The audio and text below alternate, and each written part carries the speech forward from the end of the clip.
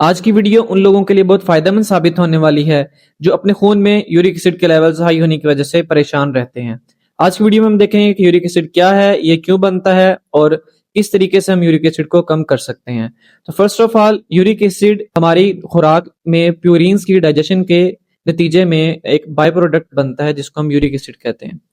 अब uric acid की normal amount मर्दों में 3.4 से 7 mg पर डेसीलीटर है और खवातीन में इसकी अमाउंट 2.4 से 6 mg पर डेसीलीटर है।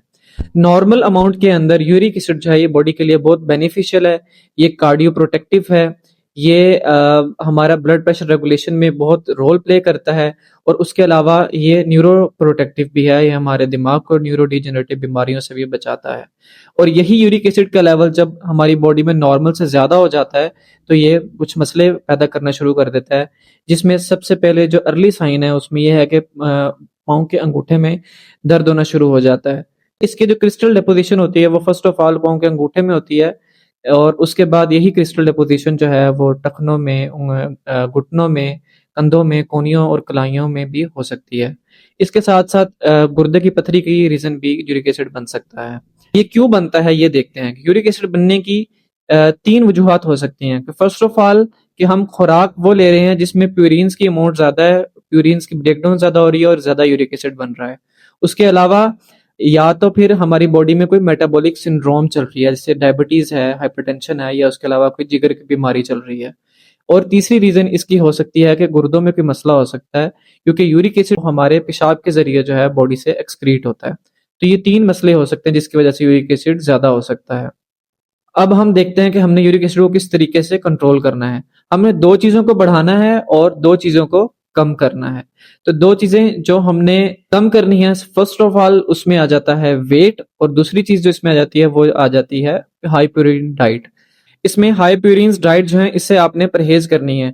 हाई प्यूरिन्स डाइट में सबसे पहले आ जाता है रेड मीट। रेड मीट के अंदर बकरा, कट्टा, दुम्बा, इससे आपने परहेज़ करनी है।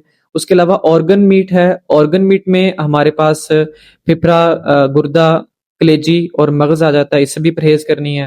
फिर चने, चने की दाल, लोबिये से परहेज़ करनी है। उसके अलावा सब्जियों में आपने गोभी, मटर, पालक, इससे भी परहेज़ करनी है। इसके साथ-साथ आपको बताता चलूँ कि हाई फ्रक्टोज़ कॉर्न सिरप्स जो हैं, वो भी यूरिक एसिड के लेवल्स को हाई करते हैं, जिनमें हमारे पास सॉफ्ट ड्रिंक्स आ जाती हैं और हमारे पास बियर, अल्कोहल वगैरह आ जाती है। तो इन सारी चीज़ों से आपने परहेज़ करनी है। इसके साथ-साथ दूसरी चीज़ जो आपने कम करनी है वो है आपका वेट, क्योंकि ज़्यादा वेट होने की वजह से भी यूरिक एसिड का लेवल ज़्यादा हो सकता है। और इसके साथ 2 चीज़ें जो आपने बढ़ानी है वो है लो प्यूरिन फूड। लो प्यूरिन फूड में आपके पास तमाम मोटा अनाज आ जाता है और दूसरी चीज़ आ जाती है सिट्रस फ्रूट्स। सिट्रस फ्रूट्स में आपके पास माल्टा आ जाता है, संतरा आ जाता है, लीमू आ जाता है। तो इस तरह के जो सिट्रस फ्रूट्स हैं उनका आपने यूसेज ज़्यादा करना है। और इसके साथ-साथ आपने पानी ज़्यादा पीना है। अगर आप पानी का ज़्यादा इस्तेमाल करेंगे तो किडनीज़ को ज़्यादा जो है वो ब्लड जाएगा फ़िल्ट्रेशन के लिए। जितनी ज़्यादा फ़िल्ट्रेशन होगी उतना ज़्यादा जो है आपका यूरिक एसिड बॉडी से एक्सक्रीट होगा।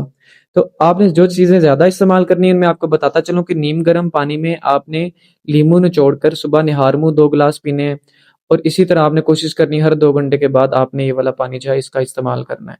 इसके साथ-साथ आप खीरा, घिया, कद्दू इस चीज़ का भी इस्तेमाल कर सकते हैं और तमाम किस्म की जो बेरीज़ इस चीज़ के लिए यूरिक एसिड को कम करने के लिए बेनिफिशियल है।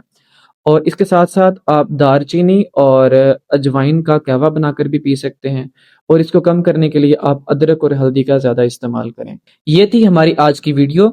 यूरिक एसिड के हवाले से अगर आपका कोई भी क्वेश्चन हो तो नीचे आप कमेंट बॉक्स में पूछ सकते हैं।